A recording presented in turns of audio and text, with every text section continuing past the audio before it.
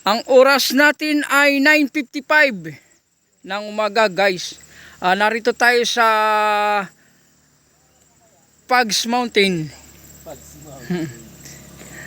Narito at tayo ay magbibideo ng konti at nakita naman natin ang ating mga ginagawang post ay ito.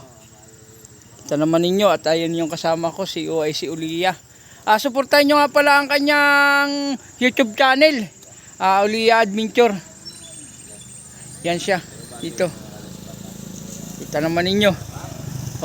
Mapags. Nasa ano na tayo? Nasa Baguio. Kamag-anak ng Baguio. Kita naman ninyo, lapit na natin sa ulap At ayan na yung ibang ulap. Kita naman nyo, guys, ito yan sa ginagawa naming hideout. Gagawa kasi kami, guys, dito ng post. At gawa na yung post namin ay medyo malayo-layo yung isa, amin dinadagdagan.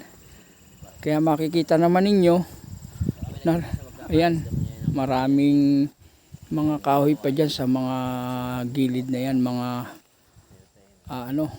ang sa kanya ay forest reserve yon. Kita naman ninyong yung parting babang yan. At talaga namang mapagspa yung lugar na ito. Kaya, guys, kung kayo makapunta rito sa Barangay Tagumpay ay mararamdaman niya at masisimuyan ninyo yung pags niya. Sasalubong din sa iyo. Kala ko maliit lang. Kaya napakaganda rito ng lugar. Kala ko yung mga hagad dito lang o ganyan lang. Maliit lang. Malaki pala din ang ginawa. Yan ang ginagawa naming may post. heart. Ginagawa namin post. Kita naman ninyo talaga ng rito ang ay. Ang dito may nahukay na mga ayan, dinaon na yung bambala. Bumba. Yan. Ganda ng rock formation dito, mga karespa. Kita naman ninyo, Yan, guys, medyo may araw ng at lumiliwanag na. Sana naman bukas ay mainit na. At kita naman ninyo ang lugar ng Barangay Tagumpay ay talaga namang, ayan, Barangay Tagumpay na yan, yung kasunod na yan. Nakita naman ninyo yung daan na yan. Pagliko mo ganyan, barangay na yun. Yay, bahaya na. Dito lang kami sa may area namin at nasasakupan ng aming lupa ng MBC. Kaya, guys, ay punta kami rito ng konting oras at kami itutulong.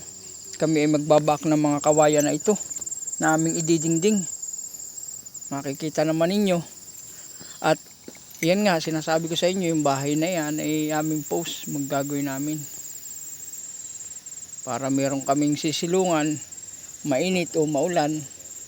Sana naman ay wag nang umulan ng umulan at pagbigyan naman tayo ng panahon. Dito, guys, ay sa Barangay Tagumpay may kuryente na. Abot na rito ang kuryente nila. Ayan. Yan ang mga kawad nila. Yan, papunta ron. Abot na sila ng kuryente rito. Kaya hindi na kayo mangangamba kung dito kayo titira. At may kuryente na. Yung mga appliances yung magagamit na ninyo. Ayan. Ayan, guys, ang ibang kasama natin na SG. Sila ay punta rito. Gawa ng sumabay sila sa amin. At sige, guys, at hanggang dito na lang at tutulin ko na itong aking video. Salamat sa mga nag-subscribe sa akin at saka mga nag-follow at nag-share ng aking mga video. Maraming salamat sa inyo. I love you all. Bye bye.